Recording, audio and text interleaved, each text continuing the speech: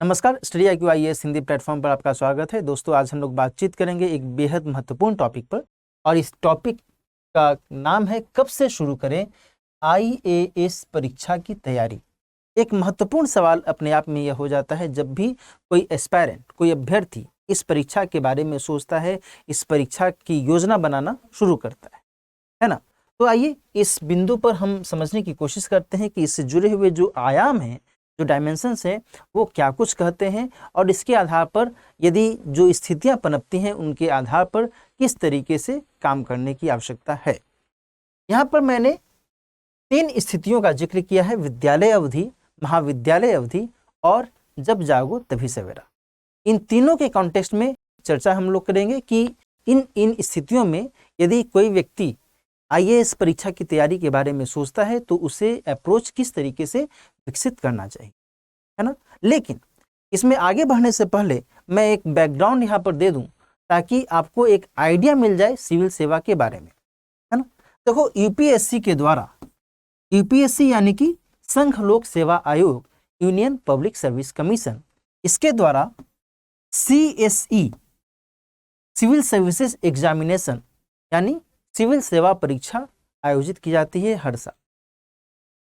इस परीक्षा के अंतर्गत ही कई सारे पदों के लिए IAS, IPS, IFS, है ना, और भी कई सारे पद हैं, IRS, IANAS, IRTS, इस तरीके से कई सारे पद हैं जिसके लिए सामान्य तौर पर CSE का नाम लिया जाता है, सिविल सेवा परीक्षा का नाम लिया जाता है। और इसी परीक्षा के अंतर्गत इन पदों की जो भर्ती है वो भर्ती की जाती है।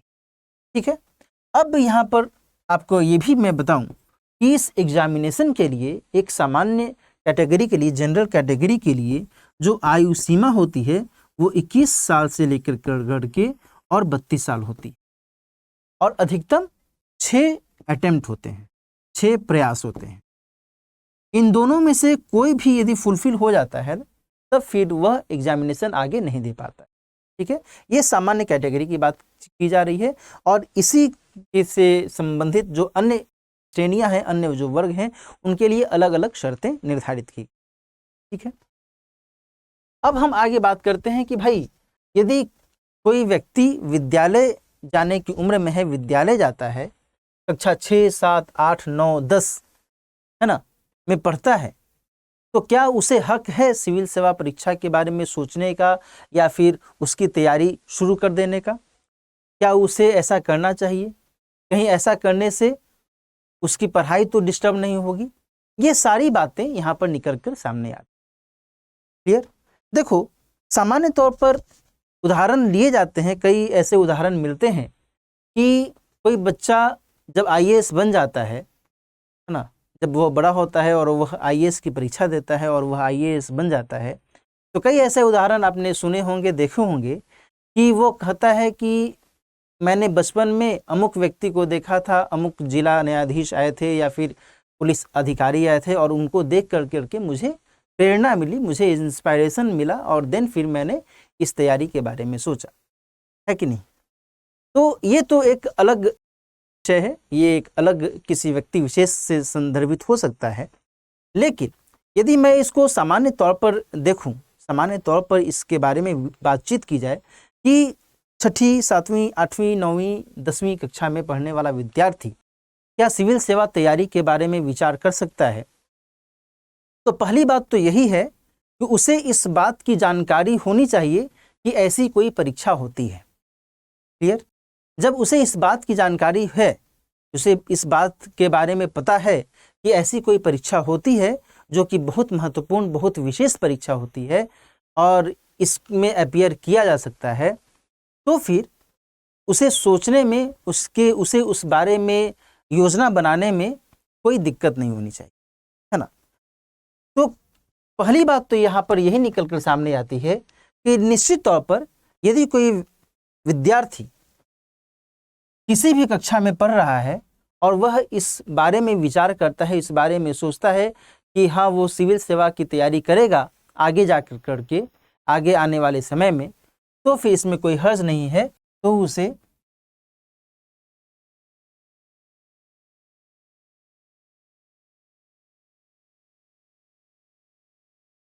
तैयारी शुरू कर देनी चाहिए, है ना।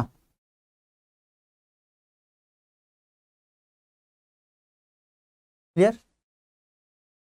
दूसरा यह है कि भाई वो तैयारी जब शुरू कर दे तो क्या कुछ पढ़े, क्या उसे आईएएस का जो सिलेबस है, सिविल सेवा का जो सिलेबस है, पाठ्यक्रम है, वो पाठ्यक्रम खरीद करके ले आना चाहिए और फिर उसे एक एक करके जीएस पेपर 1, 2, 3, 4, एथिक्स वगैरह सब कुछ पढ़ना शुरू कर देना चाहिए, सीसेट की तैयारी शुरू कर देनी चाहिए, सेट लगाना शुरू कर देना चाहिए क्वेश्चंस का, क्या करना चाहिए, है ना। तो यहाँ पर देखो बात यह है कि जो भी ट्रेडिशनल सब्जेक्ट्स हैं, है ना, ट्रेडिशनल सब्जेक्ट्स पर फोकस, ये महत्वपूर्ण है। ट्रेडिशनल सब्जेक्ट का मतलब क्या हुआ? तो इतिहास, भूगोल, विज्ञान, अर्थव्यवस्था और नागरिक शास्त्र या नागरिक सिविक्स, इसको कक्षा 6, 7, 8, 9 में आपने पढ़ा होगा, तो सिविक्स पढ़ा होगा। पॉलिटी तो बाद में लोग सुनते हैं और पढ़ते हैं, राजव्यवस्था, है ना, नागरिक शास्त्र। तो ये सभी जो विषय हैं, ये सभी विषय यदि आप एक नज़र में देखें तो ये सभी विषय उपयोगी हैं सिविल सेवा की तैयारी करने के लिए। सिविल सेवा में चाहे प्री एग्जामिनेशन हो, चाहे मेंस एग्जामिनेशन हो, आधारभूत स्तर पर इन विषयों को पढ़ना ही होता है ना। और आपने ये भी सुना होगा कि एनसीईआरटी की जो पुस्तकें होती हैं, एनसीईआरटी की जो किताबें होती हैं, वो बहुत ही प्रीसियस रोल निभाती हैं, बहुत बहुमूल्य रोल निभाती हैं सिविल सेवा की तैयारी को फाउंडेशन देने में, है ना। तो यदि कोई बच्चा इस एज में है, विद्यालय जाने की उम्र में है और वह विचार कर रहा है, वह सोच रहा है कि मैं आईएएस बनने की तैयारी करूं, तो फिर उसके लिए इससे अच्छा समय तो और कुछ हो ही नहीं सकता, क्योंकि इसी उम्र में वह समझ चुका है कि हाँ, हमें कौन कौन से विषयों पर ज़्यादा ध्यान देना है, अच्छे से पढ़ना है, समझना है, उसकी अवधारणा को समझना है, उसके कॉन्सेप्ट को समझना है और उदाहरणों के साथ समझना है कि नहीं। तो ये जो है अपने आप में बहुत ही महत्वपूर्ण हो जाता है। तीसरी बात यह है कि वह यदि उत्तर लेखन शैली विकसित करता है इसी समय से, तो सिविल सेवा परीक्षा की तैयारी में उसे कोई खास अड़चन फिर आने वाली नहीं है। जाहिर सी बात है, कक्षा 6, 7, 8, 9, 10 में तो न जाने कितनी परीक्षाएं होती हैं, 2 माही परीक्षा, तिमाही परीक्षा, अर्धवार्षिक परीक्षा, वार्षिक परीक्षा, है कि नहीं, होती है ना, आपने भी दिया होगा। तो फिर ऐसे में यदि इन परीक्षाओं के कंटेक्स्ट को ही ध्यान में रखें और उत्तर लेखन शैली इस हिसाब से वह डेवलप करता है, तो फिर उसके लिए एक बहुत ही महत्वपूर्ण, एक कहा जा सकता है कि ग्रोथ हो सकता है उसकी तैयारी के कंटेक्स्ट में, है ना। तो इस संदर्भ में भी यह जो एक फैक्टर है, यह फैक्टर अपने आप में बड़ी भूमिका निभा सकता है, ठीक है। जहाँ तक बात आती है कि समसामयिक की तैयारी क्या करनी चाहिए, समसामयिक चीज़ों को ही पढ़ना चाहिए, तो देखो यहाँ पर 2 बातें हैं। यदि कक्षा 6, 7, 8 के बच्चे से आप उम्मीद लगाते हैं कि हाँ, वो भारत और ईरान के बीच संबंध में रुचि ले, भारत और पाकिस्तान के बीच संबंध में रुचि तो ले सकता है अमूमन, लेकिन किसी खास अंतर्राष्ट्रीय विषय पर, किसी खास शोध पर, किसी खास डेवलपमेंट पर, किसी खास योजना पर, सरकार की योजना पर वह बहुत अधिक रुचि लेगा, तो पहला जो एक पक्ष है उसमें यह है कि वो शायद ही रुचि ले, वह इसमें एक जो बाल मन है, बाल मन उसमें रुचि लेने से कतराएगा, ठीक है। तो ऐसी स्थिति में कुछ भी यहाँ पर घबराने वाली बात है ही नहीं। यदि इसमें वह रुचि नहीं भी लेता है तो डेट्स इट, कोई दिक्कत नहीं है ना। यहाँ पर तो जो मेन ट्रेडिशनल सब्जेक्ट्स हैं, जो मेन सब्जेक्ट्स हैं जिन पर उसको निश्चित तौर पर अपने अध्ययन पाठ्यक्रम में पढ़ना ही है, तो फिर वह इन चीज़ों को, इन विषयों को ही पढ़े तो बेहतर है। दूसरा पक्ष यह है कि यदि जो भी विद्यार्थी, आप में से जो भी विद्यार्थी यदि इस उम्र में हैं और आपकी रुचि भी है राष्ट्रीय अंतर्राष्ट्रीय स्तर की घटनाओं पर, है ना, सामान्य तौर पर 8वीं 9वीं 10वीं कक्षा में बच्चों को रुचि आने लगती है, जानना समझना, न्यूज़पेपर समाचार पत्र पढ़ना, है ना। तो यदि ये दूसरा पक्ष आप पर लागू होता है और आपको रुचि है, किसी भी विद्यार्थी को रुचि है, तब फिर निश्चित तौर पर यह उसके लिए एक प्लस पॉइंट हो सकता है, क्योंकि वह आगे आने वाले समय में इन चीज़ों को और अधिक अप टू डेट कर सकता है, अपग्रेड कर सकता है। लेकिन जो पहला पक्ष है उसमें भी इसमें चिंता वाली बात नहीं है कि अच्छा उसे रुचि नहीं है तो फिर उसकी तैयारी अधूरी हो जाएगी, है ना, इसमें कोई चिंता वाली बात है ही नहीं। तो ये सारे कुछ महत्वपूर्ण डायमेंशंस हैं जो कि एक स्कूल गोइंग विद्यार्थी के लिए यहाँ पर लागू होते हैं। जो विद्यालय जा रहा है, विद्यालय में रहते हुए वह सिविल सेवा की तैयारी के बारे में सोच रहा है, तो यहाँ पर जो ओवरऑल पॉइंट है यही है कि इससे बेहतर समय तो उसके लिए कुछ है ही नहीं। वह आसानी से, अच्छे से इसकी तैयारी शुरू कर सकता है। बस केवल एक बात का ध्यान रखना होगा कि प्रतिबद्धता अपने टारगेट के प्रति हो और उस प्रतिबद्धता से वह ओझल ना हो पावे, है ना। तो इन आधारों पर उसकी तैयारी बेहतर हो सकती है। क्लियर? अब हम आगे बढ़ते हैं और दूसरे पक्ष को, दूसरे पहलू को हम समझते हैं। दूसरा पहलू यहाँ पर जो है वो है महाविद्यालय अवधि, है ना। कोई ऐसा भी विद्यार्थी हो सकता है, कोई ऐसा भी एस्पायरेंट हो सकता है जो कि महाविद्यालय के एज में है, कॉलेज जा रहा है, यूनिवर्सिटी में पढ़ रहा है वो, और वह सोच रहा है कि अब मुझे इस संदर्भ में अपने करियर के कंटेक्स्ट में ध्यान देने की आवश्यकता है कि मैं सिविल सेवा की तैयारी करूं, मैं आईएएस की तैयारी करूं।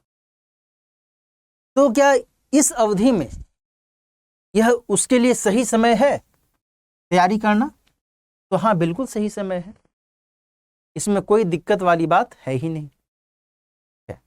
ऐसा तो है ही नहीं कि कोई विद्यार्थी यदि स्कूल में जो भी किताबें उसने पढ़ी हैं, जो भी सब्जेक्ट उसने पढ़ा है, जो भी कंसेप्ट उसने गेन किया है, वो सारा कॉन्सेप्ट उससे उसके दिमाग में है ही नहीं, समाप्त हो गया, ऐसा तो है नहीं। वो तो एक सातत्यता है ना। स्कूल से कॉलेज में आना तो एक सातत्यता है, कॉन्टिन्यूटी है। तो इस संदर्भ में अब उसे ये ध्यान देना होगा कि कॉलेज या यूनिवर्सिटी के स्तर पर जो भी सब्जेक्ट्स वो पढ़ता है उनमें उसे ध्यान देना चाहिए कि उन सब्जेक्ट्स पर वह अधिक फोकस करे जो कि सिविल सेवा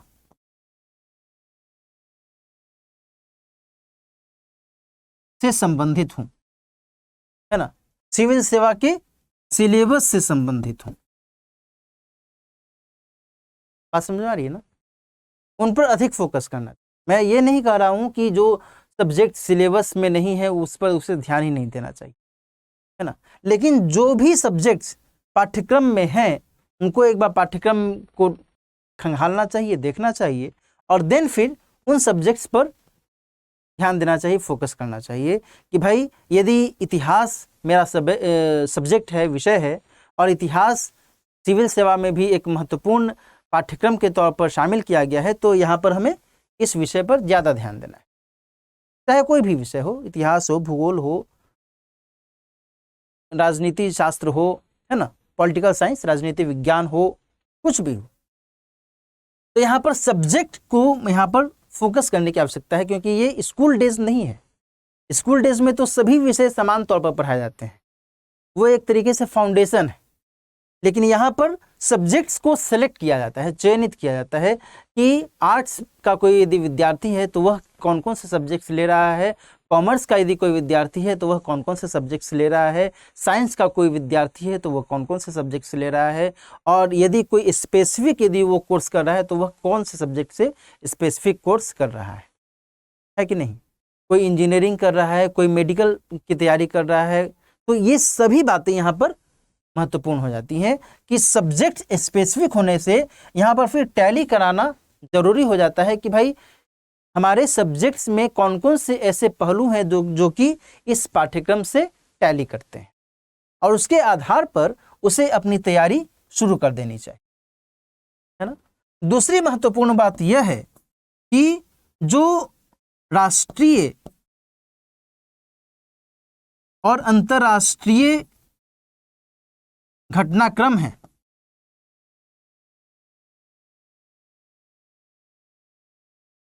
उनके साथ इंटरेस्ट, उनमें रुचि भी जरूरी अब हो जाती है। स्कूल डेज में यह बाध्यता नहीं है, हालांकि यहाँ पर भी ऐसा कोई मैंडेटरी नहीं है, बाध्यता नहीं है कि होनी ही चाहिए, लेकिन एक जो टेंडेंसी विकसित करनी चाहिए। इस एज में समाचार पत्र निश्चित तौर पर पढ़ना चाहिए, जो गतिविधियां चल रही हैं उसको ऑब्जर्व करना चाहिए, देखना चाहिए कि किस हिसाब से कोई भी राष्ट्रीय या फिर अंतर्राष्ट्रीय स्तर पर गतिविधि हो रही है, कोई योजना यदि शुरू की जा रही है तो उसका क्या इम्पैक्ट पड़ सकता है ना। ये सारी बातें यहाँ पर महत्वपूर्ण हो जाती हैं। कब? तो कॉलेज एज में, ठीक है। तो इस अवधि में भी यदि कोई विद्यार्थी, कोई एस्पेरेंट के तौर पर यदि वह चाहता है कि मैं सिविल सेवा की तैयारी शुरू करूं, देन फिर निश्चित तौर पर यह उसके लिए एक बेहतर समय है, बेहतर अपॉर्चुनिटी है कि वह अभी से इसके संदर्भ में जो भी तैयारियां हैं, वो जो भी अपेक्षित तैयारियां हैं वो शुरू कर दें। क्लियर। तीसरी बात यहां पर यह महत्वपूर्ण हो जाती है कि जीडी, है ना, जीडी का मतलब ग्रुप डिस्कशन। एक स्कूल जाने वाले विद्यार्थी से आप निश्चित तौर पर यह अपेक्षा नहीं कर सकते कि हाँ वो ग्रुप डिस्कशन में शामिल हो, है ना। शामिल हो भी सकता है, ऐसा किया जाना चाहिए। ऐसा यदि कोई करता है, कहीं किसी विद्यालय में ऐसा होता है तो यह बहुत अच्छी बात है। लेकिन कॉलेज के स्तर पर जो ग्रुप डिस्कशन है या फिर डिबेट में पार्टिसिपेट करना होता है, निबंध लेखन में पार्टिसिपेट करना होता है, ये बहुत आम बात है ना। कॉलेज में, विश्वविद्यालय में तो ये अक्सर हाँ ये सब प्रतियोगिताएं होती रहती हैं, ठीक है। तो ग्रुप डिस्कशन यदि आप करते हैं और कॉलेज एज में है तो फिर यह आपके लिए फ़ायदेमंद हो सकता है। कैसे फ़ायदेमंद हो सकता है? तो इससे आपको एक अप्रोच मिलता है, एक दृष्टिकोण मिलता है सोचने और समझने का कि किसी भी परिस्थिति के संदर्भ में क्या कुछ विकल्प निकलकर सामने आ सकते हैं, क्या कुछ आयाम निकलकर खुल कर करके सामने आ सकते हैं और उस पर क्या प्रतिक्रिया होनी चाहिए, है ना। आपको दूसरों को सुनने की क्षमता भी विकसित होती है ना, और समझने की भी क्षमता विकसित होती है। ये दोनों ही बातें यहाँ पर लागू होती हैं। क्लियर। तो ये चीज़ें इस संदर्भ में, इस कंटेक्स्ट में महत्वपूर्ण हो जाती हैं, और साथ ही यहाँ पर जो उत्तर लेखन शैली है उसमें बेहतर से परफॉर्म करने की आवश्यकता होती है। कुछ चीज़ों को आप चाहें तो अपने से लिखना शुरू कर सकते हैं, है ना, ताकि किसी भी संदर्भ में आपकी जो अवधारणा है वह स्पष्ट हो सके, उसको आप समझ सकें, तभी आप उसको समझा पाएंगे, है ना। ये सारी बातें यहाँ पर इस एज में अपने आप में बहुत ही महत्वपूर्ण हो जाती, ठीक है। तीसरा जो मैंने एक पक्ष रखा है वो है जब जागो तब सवेरा। क्लियर। यहाँ पर स्कूल डेज की चर्चा नहीं है, यहाँ पर कॉलेज डेज या फिर यूनिवर्सिटी डेज की चर्चा नहीं है। जब जागो तब सवेरे का मतलब ये हुआ दोस्तों कि जब आप किसी रोजगार में हैं, मान लीजिए आप कोई प्रोफेशन में चले गए हैं, है ना, आप इंजीनियर हैं, आप डॉक्टर हैं, ओके, आप कोई वैज्ञानिक हैं, आप कोई टीचर हैं,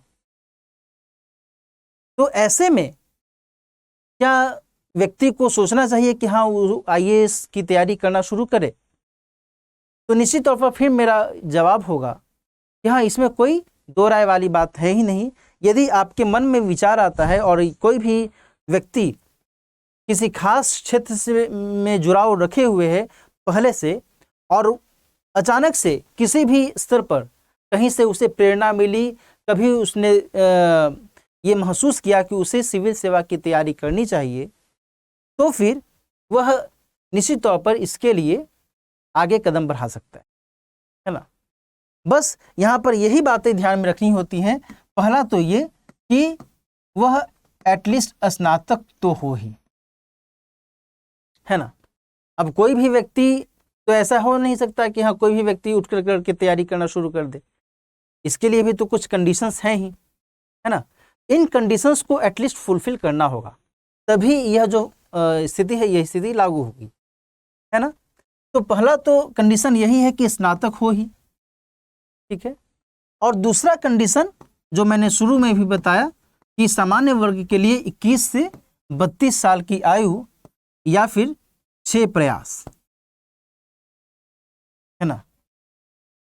तो 6 प्रयास यहाँ पर काउंट नहीं किए जाएंगे, बल्कि यह जो उम्र है, यह उम्र यहाँ पर जरूर देखा जाएगा कि भाई आप इस उम्र की टैली में है या नहीं। अब कोई व्यक्ति यदि 40 वर्ष का हो गया है और वह कोई डॉक्टर है, इंजीनियर है, टीचर है, प्रोफेसर है, कुछ भी है, और तब उसके दिमाग में आया कि मुझे आईएएस की तैयारी करनी चाहिए, तब तो उसकी उम्र समाप्त हो गई, है ना। बेशक उसके सभी प्रयास बचे हुए हैं, लेकिन उसकी उम्र तो समाप्त हो गई है, लैप्स हो गई है ना। तो यहाँ पर यह जो उम्र की सीमा रेखा है, यह सीमा रेखा यहाँ पर महत्वपूर्ण हो जाती है कि इस दायरे में रहते हुए कोई भी ऐसा सच व्यक्ति यदि चाहता है कि यह सिविल सेवा की तैयारी करे, बशर्ते स्नातक हो, किसी भी विषय में स्नातक हो, कोई भी परसेंटेज वो लाया हो। आवश्यक नहीं है कि 75% डिस्टिंक्शन उसे आना ही चाहिए, है ना। इसके लिए सिविल सेवा की तैयारी के लिए ऐसा कोई परसेंटेज डिटरमाइन नहीं किया गया है कि 60% या फिर 65%, ऐसा कोई डिटरमाइन नहीं किया गया है। तो यदि ये दो शर्तें एटलीस्ट लागू होती हैं किसी व्यक्ति के लिए, तब फिर वह निश्चित तौर पर इसकी तैयारी के लिए सोच सकता है, और देन फिर उसके हिसाब से उसे बहुत ही सिस्टमैटिक वे में काम करने की आवश्यकता हो। जाहिर सी बात है, यह इसलिए महत्वपूर्ण हो जाता है सिस्टमैटिक वे में काम करना, क्योंकि एक लंबा समय उसका बीत चुका है ना। अब उसे पाठ्यक्रम का एनालिसिस ये जरूरी हो जाता है, ठीक है। साथ ही कौन से विषयों का चयन करें वैकल्पिक विषय के रूप में, है ना। अध्ययन सामग्री,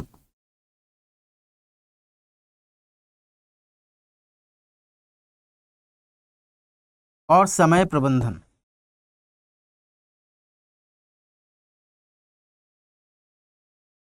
ठीक है। ये सारी चीजें उसके ऊपर निश्चित तौर पर लागू होती हैं। जो स्कूल गोइंग बच्चे हैं, जो कॉलेज या यूनिवर्सिटी गोइंग बच्चे हैं, वो यदि विचार करते हैं, तैयारी करने की बात करते हैं, तो फिर उनके लिए यह आवश्यक नहीं है कि उनको एकदम टाइम बाउंड पढ़ाई करने की आवश्यकता है, क्योंकि अभी उनके पास समय है ना। लेकिन यदि कोई बंदा किसी खास प्रोफेशन में जुड़ा हुआ है पहले से ही, और तब फिर वह अचानक से सोचता है, तब फिर उसके लिए ये बातें निश्चित तौर पर लागू हो जाती है ना। यहाँ पर एक चीज़ और है जो कि यहाँ मैं आपको बताऊं कि आप यदि चरणबद्ध तरीके से देखें, स्कूल एज के बाद कॉलेज की उम्र आती है, कॉलेज की उम्र के बाद धीरे धीरे एक व्यक्ति सोचने लगता है अपने करियर के बारे में, और किसी ने अपने करियर में पहले विकल्प के तौर पर ही सिविल सेवा की तैयारी को यदि चुना है, तो उसके लिए तो यह अपने आप में स्वयं सिद्ध है कि उसे इन बातों का ध्यान रखना ही होगा, है ना। बात समझ आ रही है ना। यदि आप सिविल सेवा की तैयारी करने के लिए पहले विकल्प के तौर पर ही सोचे हैं, विचार कर रहे हैं, तब तो फिर इसमें कोई इफ बट वाली बात है ही नहीं। तब तो ये जो चीज़ें हैं इनको तो आपको फॉलो करना ही करना है।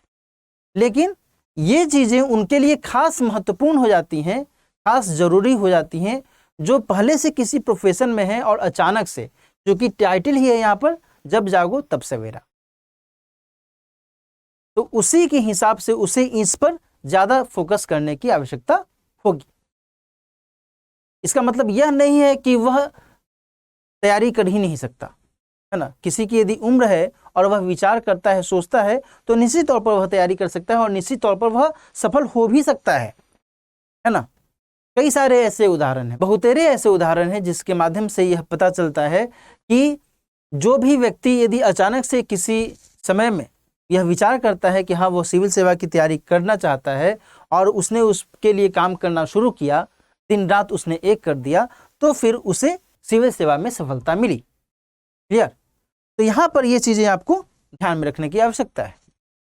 ठीक है, तो आज की चर्चा में हमने इस बात का जिक्र किया कि सिविल सेवा की तैयारी कब से शुरू करनी चाहिए, इससे संबंधित जो एक ऊहापोह की स्थिति बनती है, इसको कैसे दूर किया जाए, है कि नहीं। मुझे उम्मीद है कि आज की यह चर्चा आपको पसंद आई होगी। ऐसे ही किसी महत्वपूर्ण चर्चा के साथ फिर से हम मुलाकात करेंगे। तब तक अपना ख्याल रखिए। All the best.